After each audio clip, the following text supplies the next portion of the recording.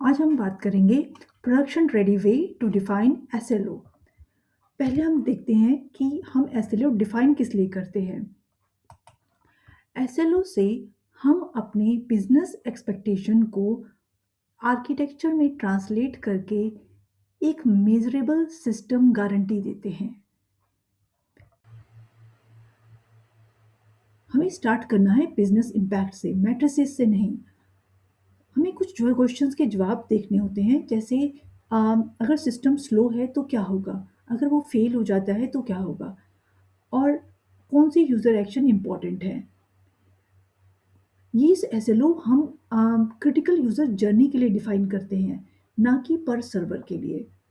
उसके बाद second step है हमारा एसएलआई डिफाइन करना। ये होते हैं सर्विस लेवल इंडिकेटर्स।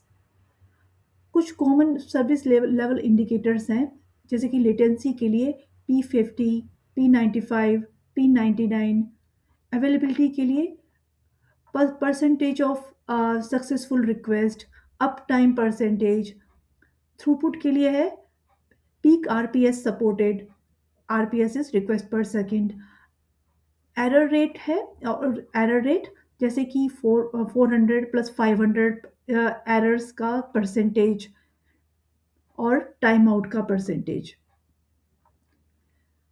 अब हमें डिफाइन करना है लेटेंसी एसएलओ। तो इसमें हम एवरेज की जगह पे परसेंटाइल्स को इम्पोर्टेंस देंगे, और साथ में जैसे कि अगर हम एपीआई का एसएलओ लें तो P50 का मतलब है लेस देन 80 माइक्रोसेकेंड्स, P95 का less than 200 microseconds, P99 less than 400 microsecond. अब ये वैल्यूज डिफरेंट एप्लीकेशंस के लिए क्या डिसाइड करनी है, ये हम अपना इसी के हिसाब से डिसाइड करेंगे। उसके बाद डिफाइन अवेलेबिलिटी एसएलओ।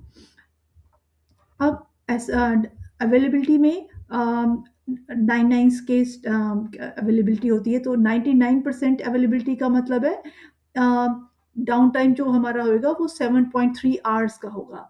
99.9% अवेलेबिलिटी का मतलब है 43 मिनट्स। 99.99 का मतलब है 4.3 मिनट्स, एंड 5 नाइन्स का मतलब है 26 सेकेंड्स।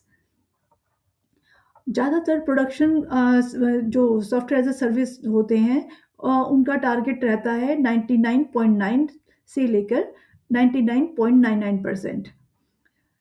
और जैसे जैसे हाई अवेलेबिलिटी बढ़ती है तो साथ के साथ कॉस्ट भी बढ़ती जाती है। इसके साथ हमें हमेशा एरर बजट हमेशा बनाकर रखना पड़ता है। अगर अवेलेबिलिटी या एसएलओ हमारा ऐसे अवेलेबिलिटी का एसएलओ अगर हमारा 99.9% है, तो हमारा अलाउड फेलियर जो होगा वो 0.1% होएगा। तो 0.1% जो है वो हमारा एरर बजट है। अगर हम इसको एक्सीड करते हैं तो उस रिलीज को, उस फीचर को रिलीज करने होने से रोक दो, और दूसरा रिलायबिलिटी पे फोकस करो। इससे इंजीनियरिंग जो है वो डिसिप्लिन में रहती है। इंजीनियरिंग यानी कि डेवलपमेंट हमारी जो है डिसिप्लिन में रहती है। अब उसके बाद है थ्रूपुट का एसएलओ। हमारी कितनी पीक ट्रैफिक होएगी जिसमें हमें जिंदा रहना है, जिंदा रहने की सर्वाइव करना है। तो हमारे स्टेप्स क्या होंगे? पहले हमें एस्टिमेट करना है पीक यूजर्स का, फिर एक्शंस पर यूजर का, और कैलकुलेट पीक आरपीएस, रिक्वेस्ट पर सेकेंड, और 30 to 50% का बफर। तो ये हमारे स्टेप्स होंगे। अब हमारा कुछ टारगेट हम डिफाइन करेंगे, जैसे कि सस्टेन 60,000 आरपीएस विदाउट डिग्रेडेशन। अब हमारा नेक्स्ट स्टेप होएगा लेटेंसी बजट का, may be for micro services. अगर हमारा एसएलओ 300 माइक्रो सेकेंड्स है, यानी कि P95, तो हमें इसको डिस्ट्रीब्यूट करना है डिफरेंट कंपोनेंट्स के बीच में। जैसे कि एपीआई गेटवे जो है वो ले रही है 20 माइक्रो सेकेंड्स, ऑथेंटिकेशन सर्विस ले रही है 30 माइक्रो सेकेंड्स, बिजनेस लॉजिक ले रहा है 120 माइक्रो सेकेंड, डेटाबेस ले रहा है 80 माइक्रोसेकंड, नेटवर्क ले रहा है 50 माइक्रोसेकंड्स। तो हमने ये जो 300 माइक्रोसेकंड्स है वो इन डिफरेंट कंपोनेंट्स में डिवाइड कर दिए। अगर कोई सर्विस जो है इस बजट से बाहर निकलती है तो वहाँ पे ऑप्टिमाइजेशन की रिक्वायरमेंट है। इससे जो है परफॉर्मेंस डेप्थ जो है हमें पता नहीं, परफॉर्मेंस हमेशा जो है हमें पता चलती रहेगी। अब है एसएलओ का स्कोप जो है वो क्लियरली डिफाइन होना चाहिए। अब जो है अगर हमने सपोज एपीआई की लेटेंसी, हम बैड एसएलओ हम क्या कहेंगे कि जैसे एपीआई की लेटेंसी हमने बोला कि लेस देन 200 माइक्रोसेकेंड्स होनी चाहिए। तो लेकिन अगर अगर हम अच्छा एसएलओ डिफाइन करते हैं तो हम उसमें क्या लिखेंगे कि 99% of successful checkout request over 30-day window complete in less than 250 microseconds measured at load balancer.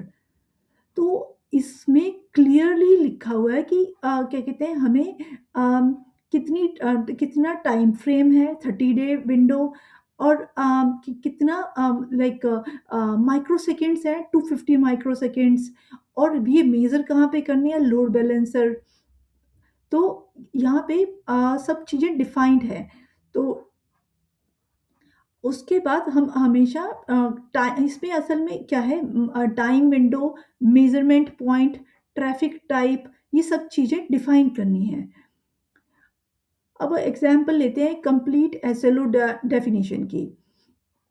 जैसे कि एक software as a service API के बारे में देखते हैं। जैसे कि उसमें हम लेटेंसी का लेते हैं कि P95 जो है लेस देन 250 माइक्रोसेकंड्स, P99 जो है हमारा लेस देन 500 माइक्रोसेकंड्स, ये हमारी लेटेंसी हो गई।